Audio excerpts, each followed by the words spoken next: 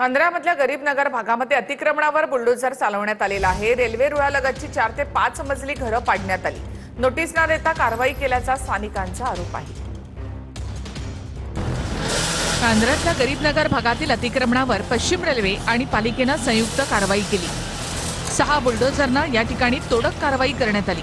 3, 4 ते 5 मजली बांधलेली अनधिकृत घरं पाडण्यास सुरुवात करण्यात आली। रेल्वे रुळाच्या सुरक्षेसाठी तसंच भविष्यातील रेल्वे प्रकल्पांसाठी अतिरिक्त रेल्वे सेवा सुरू करण्यासाठी ही कारवाई करण्यात आली आहे। कोणताही अनुचित प्रकार घडू नये म्हणून घटनास्थळी 1000हून अधिक सुरक्षा रक्षक तैनात करण्यात आले होते।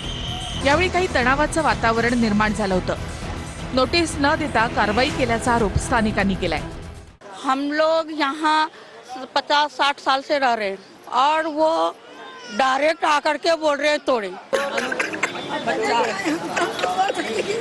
परेशान हो गए, घर से बेघर हो गए इंसान। हम लोग को घर दिख के बदली घर दे देंगे तो हम लोग चले जाएंगे ना। जो डेमोनेशन है वो रोक दिया जाए, हमारे घर के बदले घर दिया जाए, बाद में जो आपकी जगह है वो आप कर सकते। दरम्यान मुंबई हायकोर्टाच्या कडक आदेशानुसार अतिक्रमण हटवलं जात असल्याचं पश्चिम रेल्वेचे सीपीआरओ विनीत अभिषेक यांनी म्हटलंय। अभी 1 महीने पहले माननीय ऑनरेबल हाई कोर्ट ने ये हमारे फेवर में जजमेंट दिया और उनके क्लियर इंस्ट्रक्शंस हैं कि यहाँ जितने भी अनऑथराइज्ड इंक्रोचमेंट हटमेंट्स हैं उन सबको हटाया जाए। जितने भी अनऑथराइज्ड यहाँ पे हटमेंट्स हैं, इंक्रोचमेंट्स हैं, उन सबको हटाएंगे। बुलडोझर कारवाईच्या दरम्यान किरीट सोमय्या या ठिकाणी आले होते। जे मुस्लिम माफिया आहेत, भूमाफिया आहे, लेन जिहाद करणारे लोक आहे, यांचा दादागिरीला कोणीतरी थांबवायचं होतं।